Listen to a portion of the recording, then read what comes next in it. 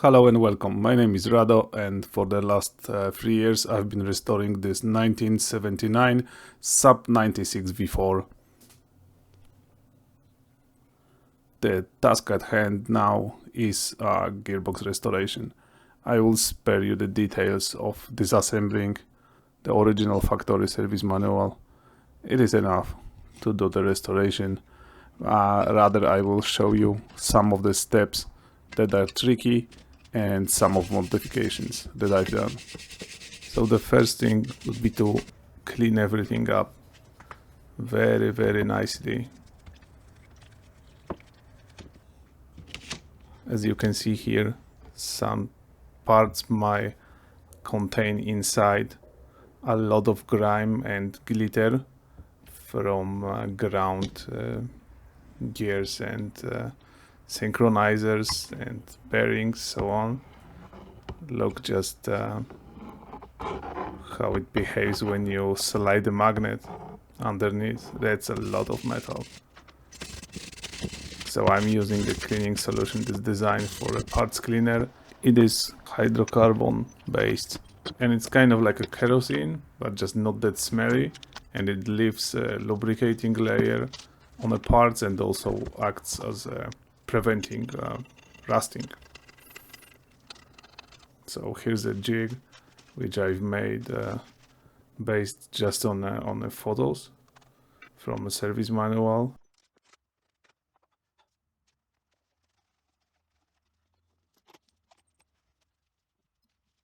Here I'm cutting the gasket for the back cover of the gearbox. Initially I wanted this to cut with a laser, but for some reason all the laser cutting shops here just don't take the gasket material. It's probably because it contains kind of like a rubbery material and it smells bad when you cut it with laser. I don't know. I just asked a few of them and they said no.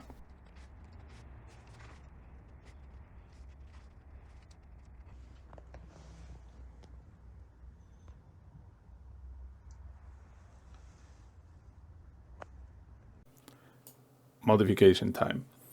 That's the fourth gear, and as you can see here, it has some sort of lubrication recesses ground into it. I'm not sure what's the deal with it, but it just adds up to the wear of this wheel. It just rattles and makes this gearbox even more noisy. Maybe it's not that well visible on the video, but just moving this back and forth, you can feel it is rattling rather substantially. So instead of replacing those needle bearings, I've decided to ground it and press needle bearing with steel ground race.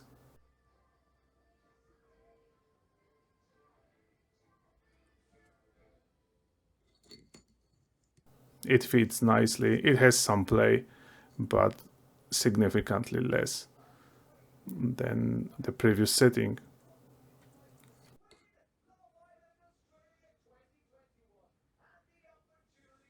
So here it is ground. The shop that made it, they've done a beautiful job. Here's the bearing. The fitment by the documentation from NTN is P7, so rather tight. Here's the ring, a spacer between two of those bearings, and just to be sure, before I start pressing it in, just one last measure.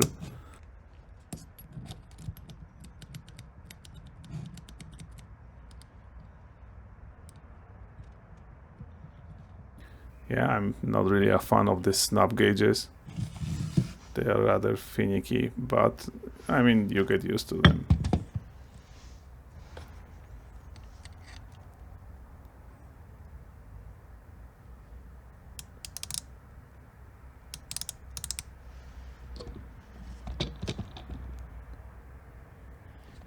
All right, great.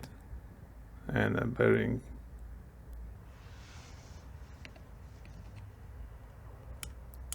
So as you can see, a pretty tight fit. We'll have to warm the gear and cool down the bearing.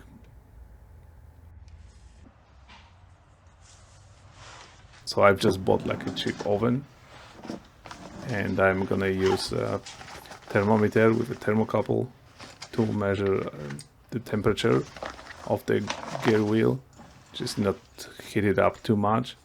I'm gonna heat it up to 80 degrees Celsius.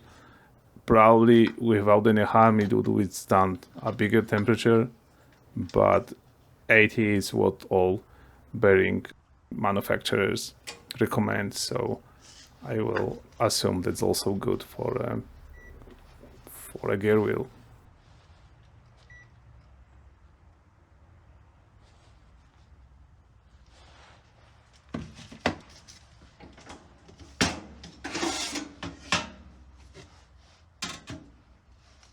Some piece of Kapton tape would be great to hold it in place. Unfortunately, I don't have one. And yeah, here it goes. Time for some cooking.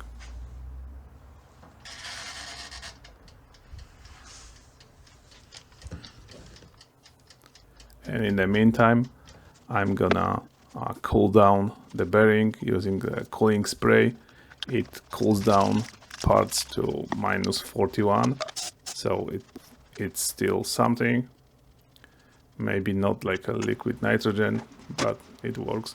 And amazingly, it almost went in using just a mallet. I just quickly switched to the hydraulic press.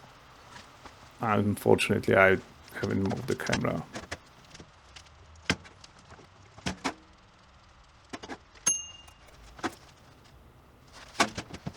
I'm putting the ring here, the spacer, which has a looser fit than the bearings, and the second bearing. I'm just gonna cool it down and to the press it goes.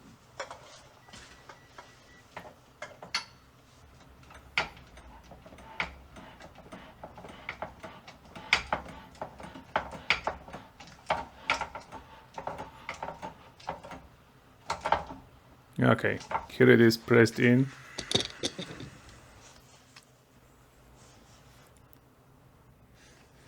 Should withstand much more than the original design.